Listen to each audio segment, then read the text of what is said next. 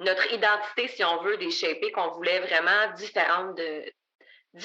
On voulait vraiment sortir du lot parce qu'on le sait, il y a beaucoup de compétition, il y a beaucoup d'autres gens qui font de l'entraînement. Donc, on a décidé d'arriver avec nos piliers au niveau identitaire de pour nous, c'est quoi être une shapée.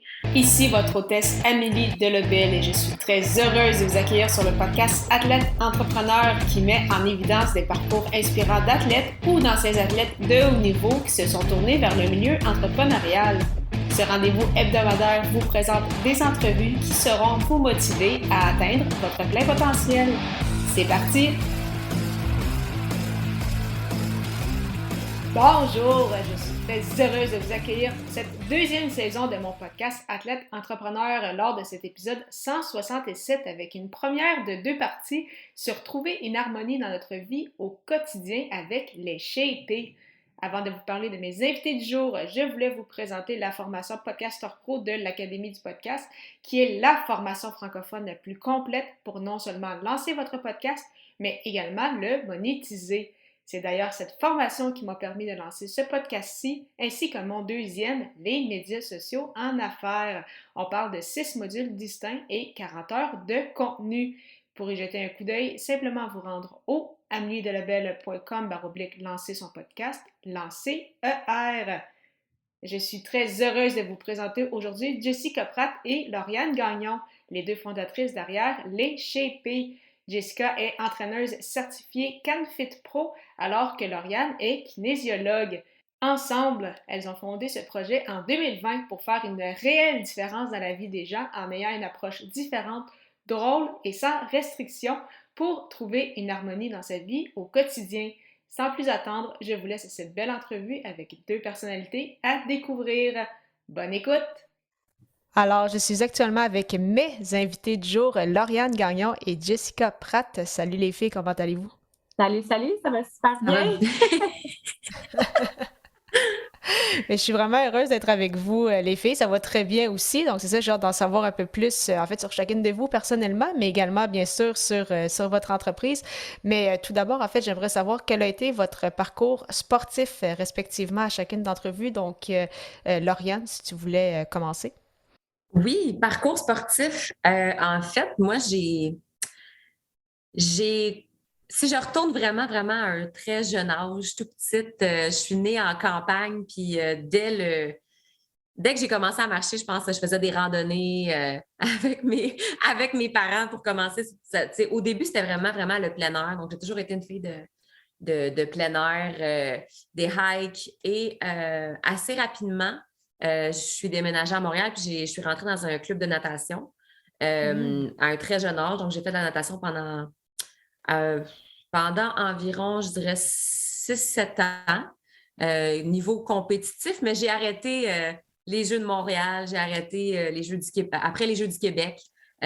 Plus jeune, j'étais dans une passe adolescente, j'avais envie d'avoir plus de temps libre puis m'entraîner 3 heures, 4 heures, 3 fois par semaine, même 5 fois par semaine, des fois. Ça ne marchait plus, j'avais envie d'avoir ma vie d'adolescente. Tu sais. Donc, j'ai arrêté de faire la natation et par la suite, j'ai essayé plein de choses. Donc, j'ai toujours été active. Je continue à m'entraîner au gym. J'ai fait du judo, du kickboxing, du muay thai, de la boxe. Ça a été comme... je me suis promenée là-dedans, puis même, je me rappelle, là, je suis quand même jeune, là, mais au secondaire, je me rappelle, avant de commencer le judo et tout, j'avais commencé à faire du hockey sous-marin. J'ai tellement tripé, c'était la chose la plus haute du monde. S'il y a des gens qui nous écoutent, puis ça existe quelque part du hockey sous-marin, je pense que j'irais en faire. En tout cas, j'ai vraiment adoré ça. Et par la suite, j'ai été longtemps quand même dans l'entraînement en gym. Donc, m'entraîner en salle de musculation. J'ai fait un peu de course à pied aussi, donc j'ai fait quelques demi-marathons. Et j'ai fait du CrossFit aussi. Encore une fois, c'était plus récréatif, c'était pas compétition. Et je me suis blessée plusieurs fois à travers tout ça. Ça a fait en sorte que j'ai diminué un peu mon niveau d'entraînement. Diminué pas mal. Donc, je Je m'entraînais à tous les jours, vraiment intensément, dans toutes sortes d'affaires différentes. Du yoga aussi, j'en ai fait beaucoup. Je faisais du CrossFit en même temps que du yoga, la même journée, yoga chaud, CrossFit, pour vraiment avoir mon mix d'intensité et de repos. Et je me suis blessée au cou, des entorses cervicales assez sévères, au moins 3 fois. Donc, ça a fait en sorte que par la suite, j'ai dû m'adapter. Puis là, je suis retournée pendant la COVID, justement, on a lancé notre entreprise des Shapés. Et je suis retournée à un bébé que j'avais, si on veut, pendant un bon bout de temps.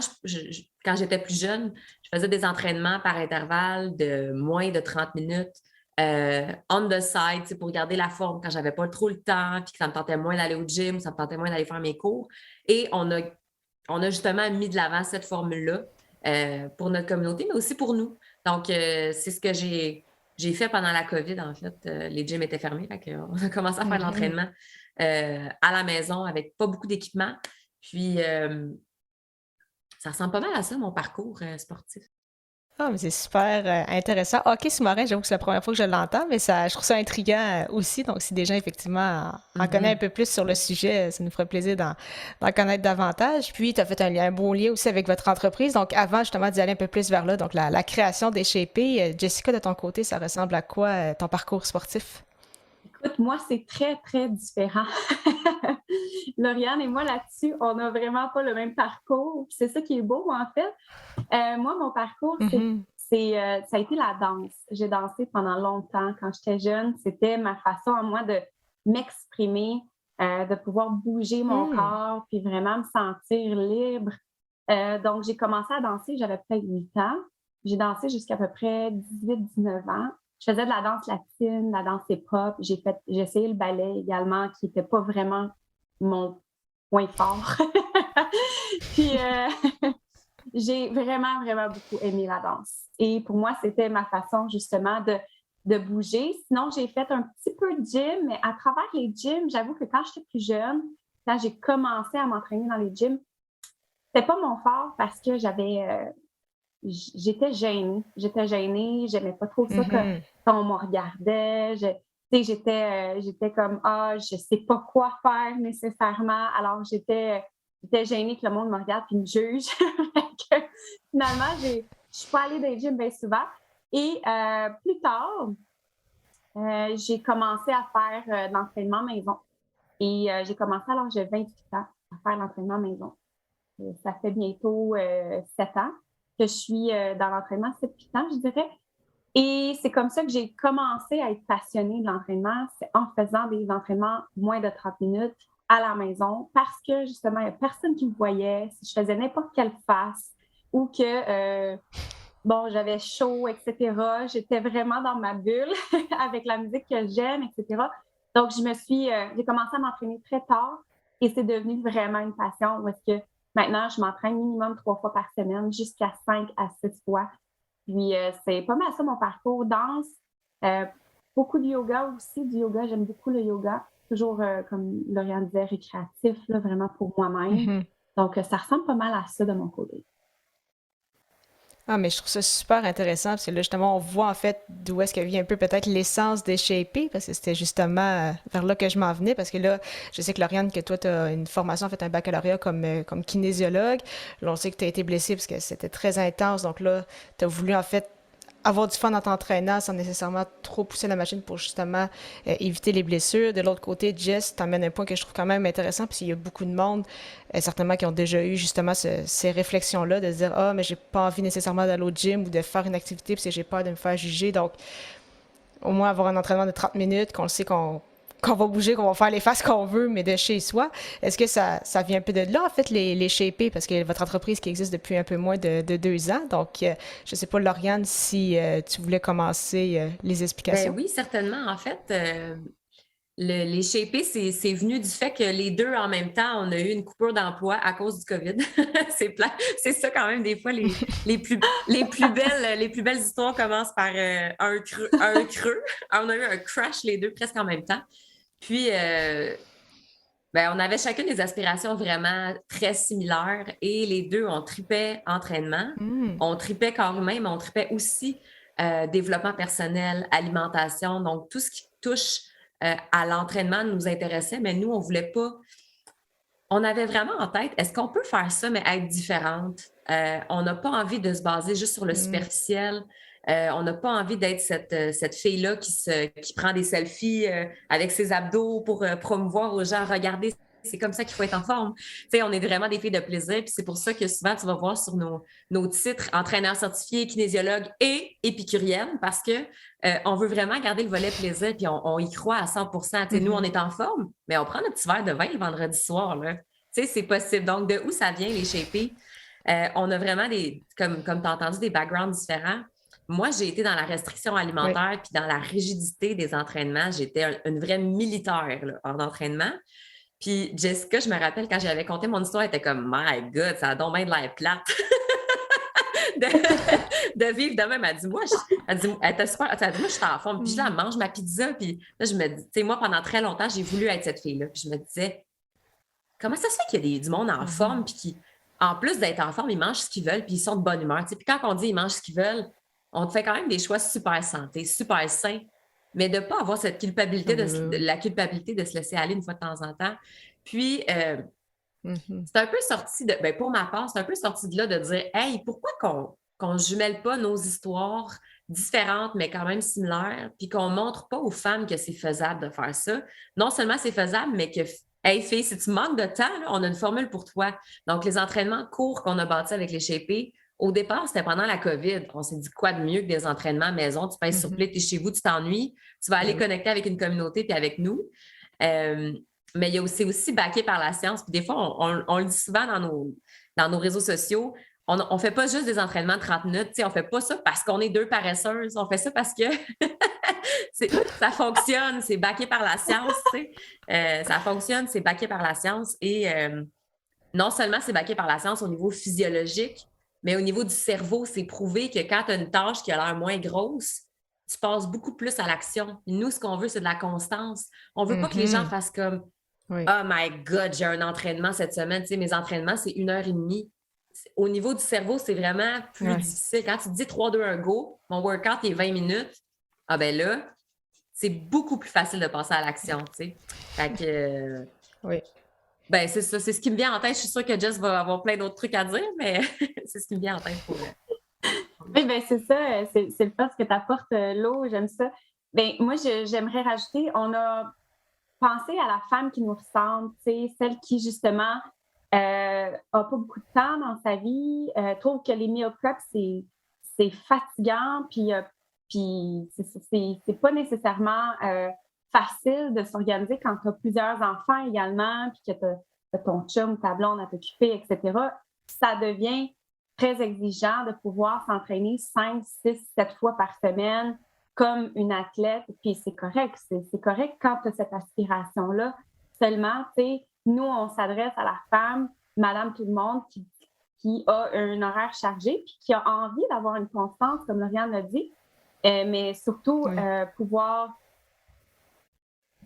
faire de sa transformation un mode de vie. C'est ça que j'aurais envie de dire. C'est que ça devienne son mode de vie, que ça puisse être dans ton day-to-day puis dire « Hey, moi, je suis capable de le faire. » Si c'est 3 fois par semaine, bien, ça sera 3 fois par semaine. Mais des fois, quand on se donne un objectif très grand ou trop gros, on ne le fait pas ou on n'a plus envie de le faire par la suite parce que justement, c'est too much. Fait que c'est pas mal ça. Puis j'aimerais aussi dire, quand Lauriane et moi, on s'est fait mettre à la porte de notre job à cause de la COVID, Lauriane, je me rappelle, elle était comme je vais aller faire des études en marketing, je vais aller en communication, marketing, mais tu sais, comme pour d'être un peu journaliste, puis en tout cas, plein d'affaires comme ça. Mais là, elle me parle de son bagage qui est kinésiologue, orthothérapeute, massothérapeute, blablabla, J'étais comme, ben là, c'est parce que tu as déjà un bagage très intense. C'est sympathique que tu veuilles aller encore à l'école, mais je veux dire, on a toutes les deux une fibre entrepreneuriale. On pourrait jumeler nos deux bagages et justement faire en sorte que les shapés puissent prendre l'expansion. On s'est dit, OK, on prend une journée ensemble, petit verre de vin, musique, etc., sur une terrasse, sur la terrasse de chez nous, dans le fond. Puis, on s'est assis, puis on a vraiment brainstormé une journée de temps. C'est Lauriane qui est venue avec le nom Les Shapés et toutes les deux, on était tellement excités. Et c'est pas mal comme ça que ça l'a pris, son envol, là, les Shapés. C'est qu'on était justement très différentes, mais similaires dans notre vision. Les Shapés sont nés d'un verre de vin. Mais j'aime beaucoup ça aussi. C'est exactement ça. Ah, mais je trouve ça super intéressant. Puis j'aime beaucoup, c'est ça, cette vision de. C'est ça, pas nécessairement y aller comme en rush de 3 mois ou de quelques semaines. C'est vraiment continuité sur le long terme. C'est ça, juste avoir des bonnes habitudes. Puis c'est ça, en se privant ou en se sentant un peu trop intense ou justement en se donnant des trop gros objectifs. Donc, des fois, c'est ça, c'est là qu'on perd un peu la motivation. Mais c'est ça, vous avez vraiment cette mentalité-là à long terme. Puis, j'aime bien, c'est ça, voir un peu le background, c'est ça, derrière les Shapés. Puis, jusqu'à présent, comment ça se déroule pour vous? Parce que là, vous l'avez mentionné, vous l'avez lancé quand, en fait, tous les deux, vous avez perdu votre emploi en raison de la COVID. Ça a continué, votre entreprise, pendant la COVID, justement, on le sait, ça a eu quelques vagues. Donc, comment ça se déroule, en fait, ce parcours entrepreneurial-là depuis les 2 dernières années pour vous? Je ne sais pas si, Lauriane, tu veux Oui, ben commencer? ça va bien. En fait, on a beaucoup fait d'adaptations. On s'est entouré avec une coach d'affaires, avec une gang de femmes entrepreneurs aussi qu'on suit beaucoup. Et on a beaucoup évolué à travers nos offres, nos services.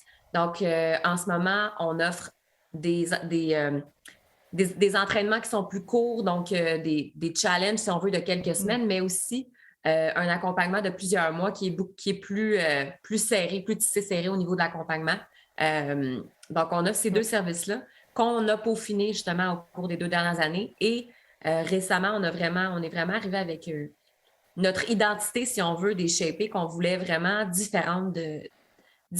On voulait vraiment sortir du lot parce qu'on le sait, il y a beaucoup de compétition, il y a beaucoup d'autres gens qui font de l'entraînement. Donc, on a décidé d'arriver avec nos piliers au niveau identitaire de pour nous, c'est quoi être une Shapée. Puis, tu sais, c'est le fun parce que notre nom est quand même contradictoire. Tu sais, Shapée, souvent, on se dit, c'est comme justement des gros pipes. Puis, c'est le fun parce que c'est justement ça qu'on voulait. Tu sais, on est comme. Nous, c'est pas d'être shapé, c'est pas être juste cute en bikini, c'est d'être shapé dans tout ton être. Donc, d'être vraiment bien aligné, tu sais, body, mind, soul, si on veut, comme on entend souvent. Mais c'est vraiment ça, puis d'avoir du plaisir à travers ça. Donc, ça va bien. On a de plus en plus de gens dans notre communauté, plus en plus de femmes fidèles qui trippent sur notre formule. Puis il y a beaucoup de gens, des beaux témoignages de femmes qui ont retrouvé goût à l'entraînement, le plaisir de l'entraînement. Justement parce que on est super authentique. Tu sais, nous, on va rire on va rire, on va faire des jokes, puis on n'a pas peur d'avoir l'air folle. Si on veut te faire des entraînements, même en pyjama, puis dire, regarde, tu peux le faire dans l'entraînement en pyjama chez vous, nous-mêmes, tu sais, donc d'avoir ce côté-là, de ne pas avoir peur du ridicule, je pense, d'être authentique, ça va chercher beaucoup de femmes. Alors, ça ne nous tente pas d'être des madames entraîneurs parfaites, parce qu'il n'y a personne qui est cette femme-là. On veut justement montrer ces tabous-là tu sais, regarde, moi aussi, ça m'arrive d'être assise sur mon divan et d'avoir juste envie de peser play sur Netflix, tu sais, ça nous arrive toutes. Voici quelques trucs que moi-même, j'applique pour telle affaire, puis on veut se dire les vraies choses. Fait que je pense que ça attire de plus en plus de gens. Puis de plus en plus de personnes, c'est pas une question de nombre, c'est une question de qualité. Notre cliente cible est de plus en plus présente avec nous. Donc, on est vraiment contente. Ah, c'est super intéressant ça. Je ne sais pas si Jessica, tu avais d'autres éléments à apporter. Lauriane, tu as presque tout dit. Mais je voulais ajouter, c'est ça, on veut essayer de briser les fausses croyances que les gens ont de ne pas pouvoir jumeler plaisir et entraînement, intensité et douceur, puis de pouvoir jumeler également la fatigue et l'énergie, par exemple.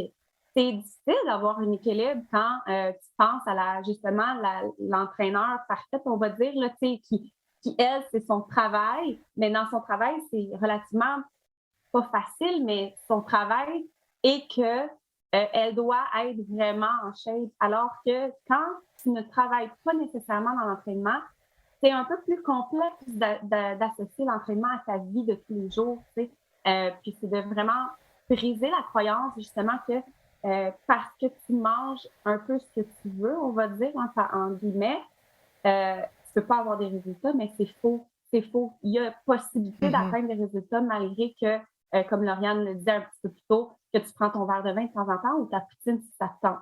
Nous, on va vraiment mettre de l'avant l'épicurienne en nous.